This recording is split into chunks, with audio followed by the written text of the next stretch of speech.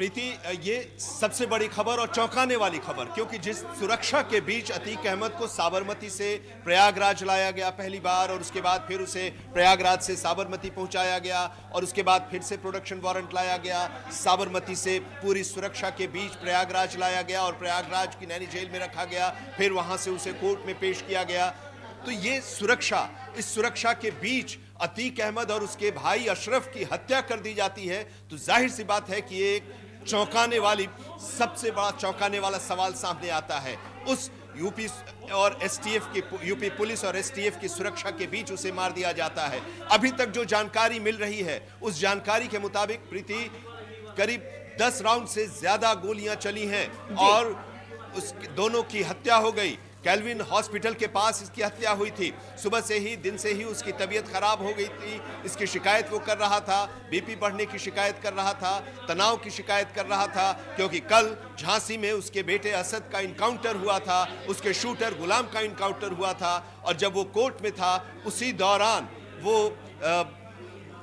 दौरान वो काफी परेशान था। जब कोर्ट में पेशी के दौरान जब उसे जानकारी मिली असद की मौत की, तो इनकाउंटर की, तो वो परेशान हो गया था और आज सुपुर्द खाक किया गया। और ऐसे में अब जाहिर सी बात है कि वो थोड़ा तनाव में जरूर रहा होगा, लेकिन किसने हत्या की अभी ये साफ नहीं है। 3 हमलावरों को पुलिस ने वहां पर पकड़ा है, उनसे पूछताछ पुलिस कर रही है, और इस बीच वहां पर पिस्टल भी मिले हैं। ये भी बताया जा रहा है कि 2 पुलिस वाले भी इसमें घायल हुए हैं। सुरक्षा वहां पर चाक चौबंद कर दी गई है। अभिषेक, हमारे संवाददाता, वहां पर मौजूद हैं और वहां के बारे में बता रहे हैं कि किस तरह की चाक चौबंद व्यवस्था कर दी गई है सुरक्षा की।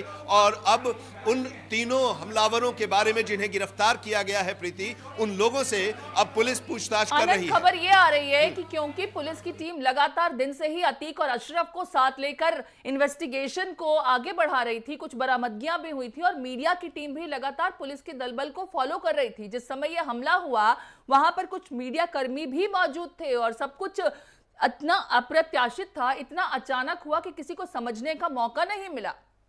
और ये भी जानकारी मिल रही है प्रीति कि जो हमलावर थे वो, उन लोगों ने तैयारी भी कर रखी थी, रेकी भी कर रखी थी, उसी तरह से जैसे उमेश पाल की हत्या हुई थी। उमेश पाल की हत्या 24 फरवरी को जो हुई थी, उसके पहले असद और उसके जो गुर्गे थे, उन लोगों ने वहां पर रेकी की थी कि किस तरह से वो आएंगे, गाड़ी से निकलेंगे और पुलिस वालों को भी निशाना बनाया जाएगा, जो उनके साथ 2 गार्ड थे, और उसके बाद उमेश पाल की भी हत्या। उसी तरह से ये पूरी तैयारी थी। हालांकि पुलिस को यह अंदेशा नहीं था कि इस तरह से हो सकता है, लेकिन अब ये पूरा मामला सामने आया है। एक बड़ी खबर है, अतीक और अशरफ दोनों की हत्या उस प्रयागराज में बीच सड़क पर सरेआम हत्या होना, जहां पर 4 दशक से उसका साम्राज्य चल रहा था जी।